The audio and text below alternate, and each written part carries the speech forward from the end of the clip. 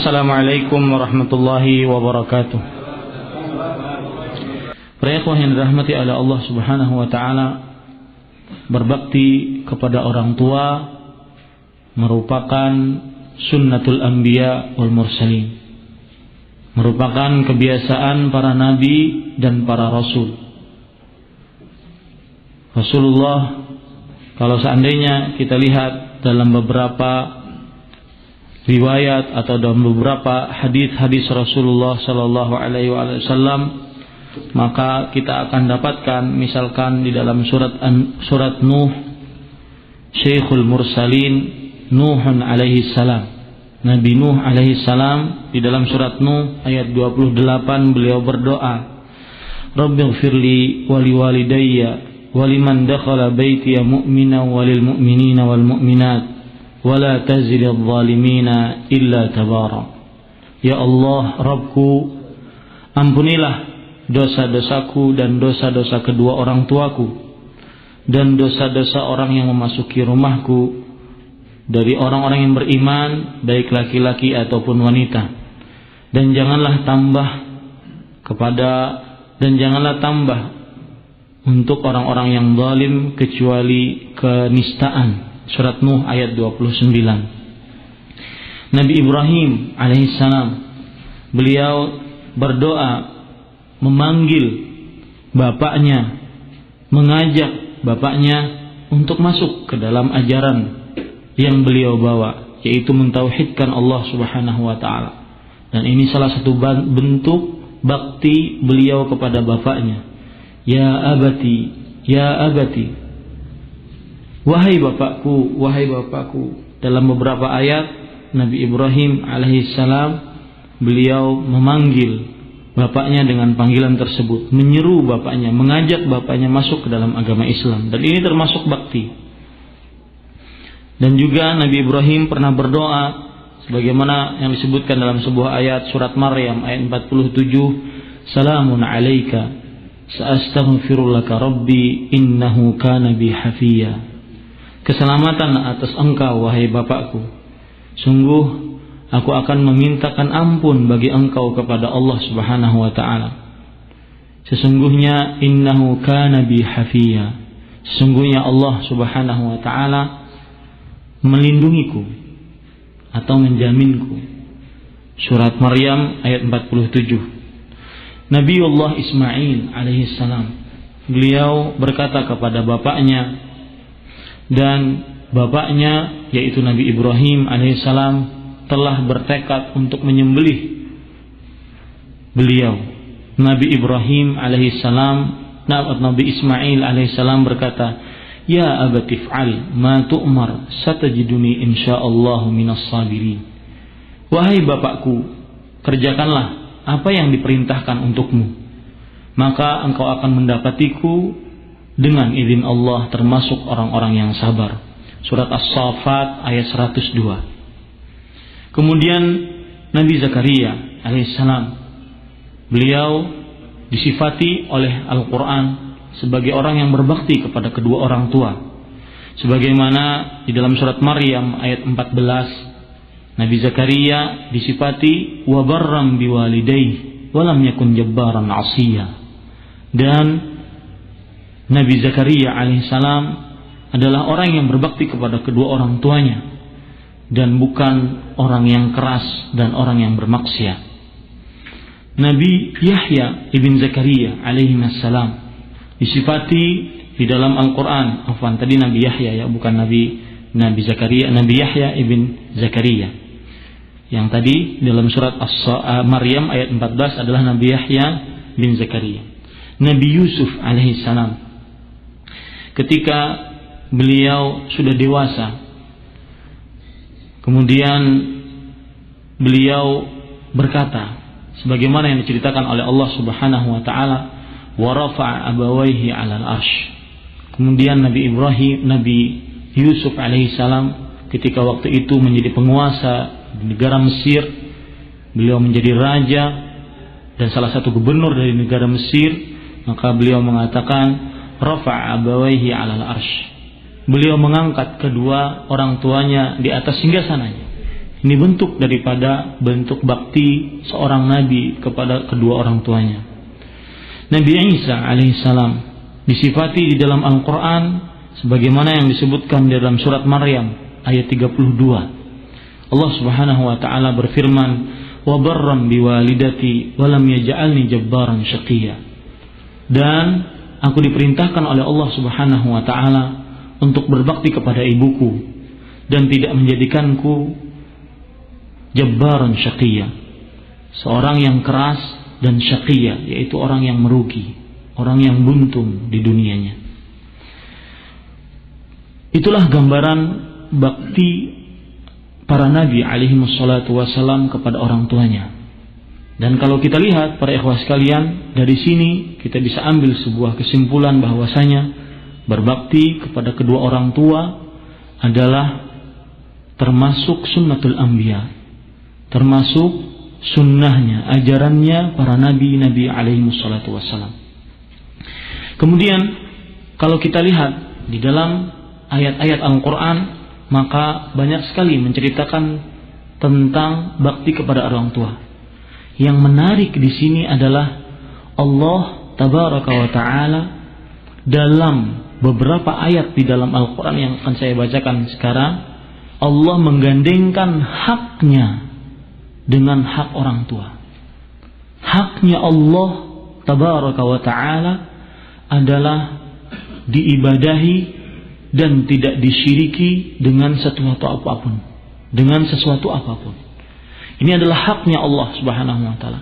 Dan di dalam beberapa ayat Allah menggandengkan hak ini, hak yang dimiliki oleh Allah Subhanahu wa taala. Satu-satu hak mutlak milik Allah Subhanahu wa taala Allah gandengkan dengan hak orang tua, yaitu berbakti kepada kedua orang tua. Mari kita baca beberapa ayat yang disebutkan oleh para ulama. Di antaranya surat An-Nisa ayat 36. Allah Subhanahu wa taala berfirman, "Wa'budullah wa la tusyriku bihi syai'a wa bil walidaini ihsana." Surat An-Nisa ayat 36. Beribadahlah kepada Allah dan janganlah kalian menyekutukan Allah dengan sesuatu apapun. Dan berbaktilah kepada kedua orang tua. Surat An-Nisa ayat 36.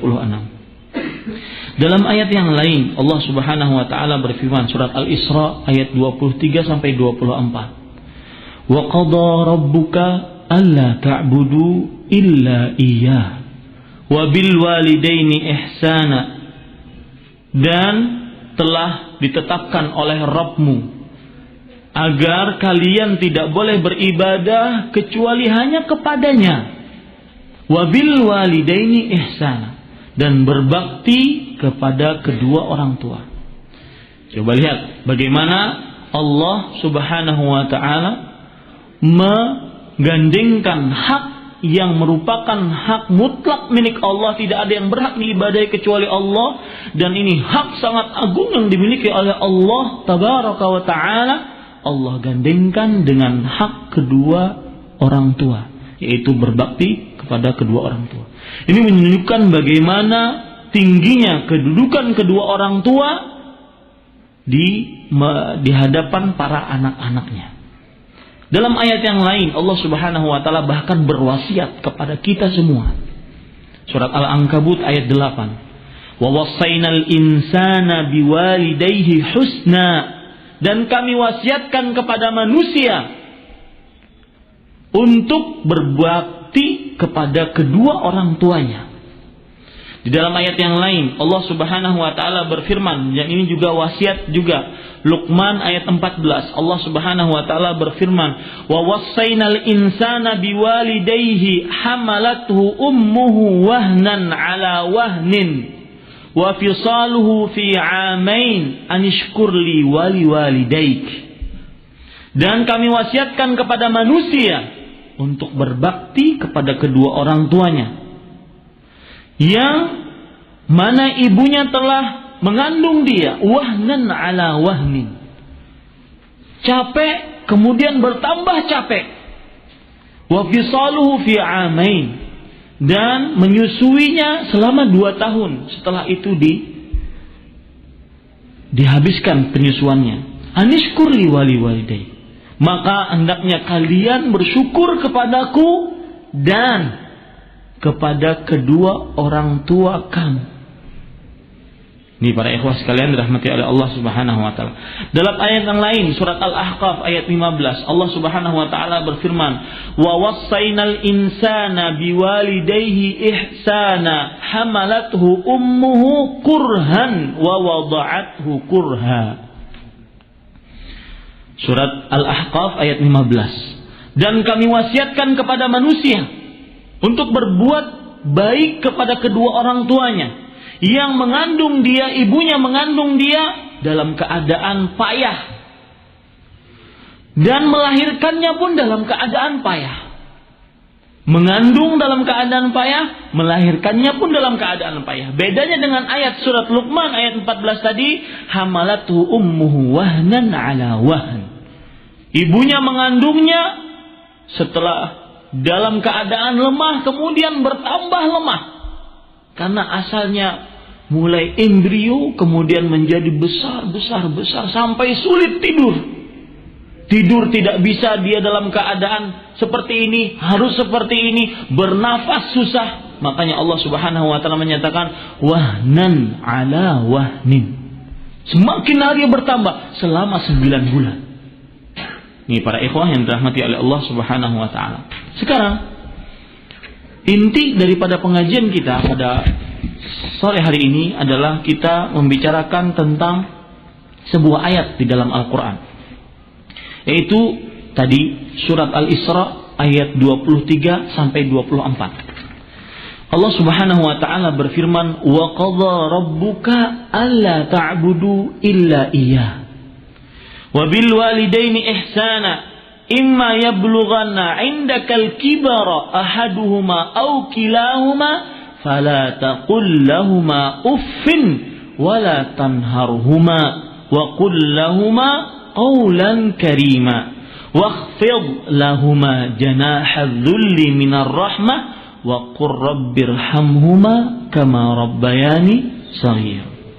Artinya, dan Rabbmu telah memerintahkan kepadamu supaya kamu jangan menyembah kecuali kepadanya, dan hendaklah kamu berbuat baik pada ibu bapakmu dengan sebaik-baiknya. Imma yablughanna indakal kibara, jika salah seorang di antara keduanya atau kedua-duanya sampai berumur lanjut dalam pemeliharaanmu, ahaduhuma aw kilahuma, fala taqul lahumā uffin, maka jangan sekali-kali kamu mengatakan kepada keduanya perkataan uf. Nanti saya akan jelaskan apa itu uf. Wala tanharhuma, dan jangan kamu membentak mereka berdua. Wa qul lahumā qawlan karīma, dan ucapkanlah kepada mereka perkataan yang mulia.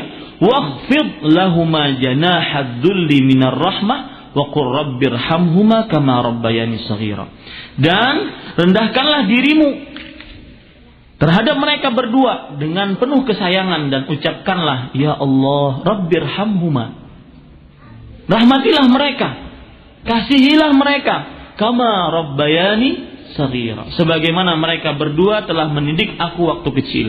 Surat Al-Isra surat ke-17 ayat 23 sampai 24. Para ikhwan yang dirahmati oleh Allah Subhanahu wa taala, Allah berfirman di sini wabil walidaini ihsana. Yang kita bicarakan adalah wabil walidaini ihsana.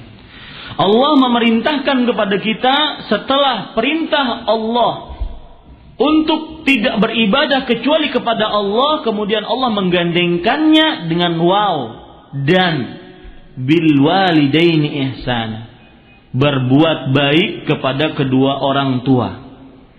Perhatikan para ikhwan yang dirahmati oleh Allah Subhanahu wa taala, berbuat baik kepada orang tua dengan apa saja.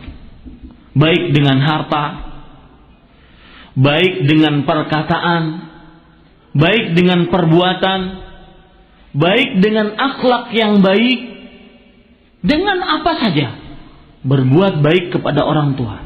Yang menjadi pembicaraan kita di sini, perhatikan.